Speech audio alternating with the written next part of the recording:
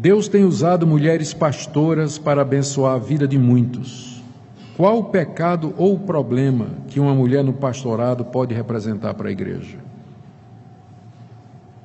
Bom, a resposta que nós damos a essa pergunta delicada é a seguinte: nós não podemos medir o certo e o errado de maneira pragmática, isto é, pelos resultados.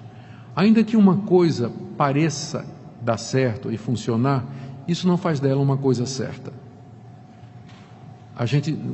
O resultado nunca é uma boa forma de você decidir questões espirituais entre o certo e o errado. Porque coisas feitas da maneira errada, elas podem aparentemente dar muito certo. E às vezes você está fazendo a coisa certa e parece não caminhar como deveria ser feito. Então nós não podemos ser pragmáticos aqui. Para nós, o critério do certo e do errado é a Bíblia. Se alguma coisa é feita em contradição ao ensino bíblico, cedo ou tarde trará os frutos negativos, embora por um tempo possa parecer que é uma coisa correta. Mas uma futura geração, a geração que vem depois, ela vai sentir os efeitos. Ela vai sentir. Como nós estamos, é fácil ver isso. Nós hoje estamos colhendo o resultado do que aconteceu na geração anterior. Na geração anterior, sob a influência da sociologia, pedagogia e psicologia, entendeu-se que não dá para você disciplinar os filhos e cuidar dos filhos e criar os filhos de maneira como a Bíblia manda, né? Sublinhando de vez em quando. Ensinar e sublinhar, né? Para ficar claro. Como a gente sublinha um livro, né? A psicologia e depois a lei, né?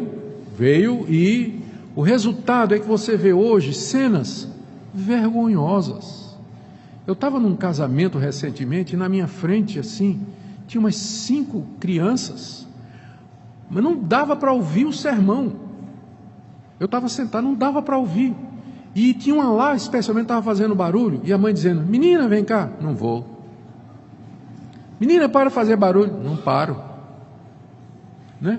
E ficou por isso mesmo. Fosse filho meu, na minha época, pegava pelo braço, levava para o banheiro, né? Vocês só iam ouvir os gritos daqui.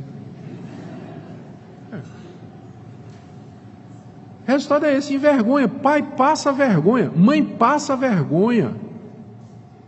Não manda, quem manda é o filho. O filho faz o que quer. E isso se reflete nas escolas públicas. O que é isso? Falta de liderança do homem em casa, falta dele exercer o seu papel de pai, de disciplinador, e a geração que vem em seguida, você já vê. Então, agora nós temos toda uma geração que acha que tudo bem, pode ser pastora, pode ser tudo mais. Pode parecer funcionar direitinho. Vamos ver o resultado na próxima geração. O que é que vai ser na igreja? Então, o critério do certo e do errado não é se funciona, mas o que é que a Bíblia diz. E se não está de acordo com a palavra de Deus, pode ter certeza que o resultado virá mais depois. Vai ficar claro.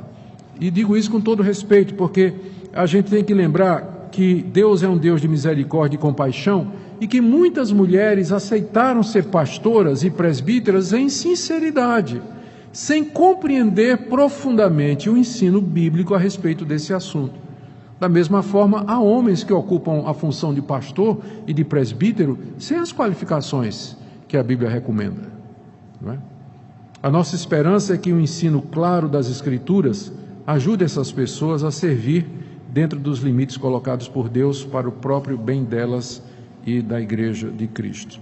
A conclusão do nosso estudo, então, é que não há respaldo bíblico suficiente para que se ordenem mulheres ao ministério das igrejas cristãs locais, onde elas irão presidir, governar e ensinar doutrinas aos homens.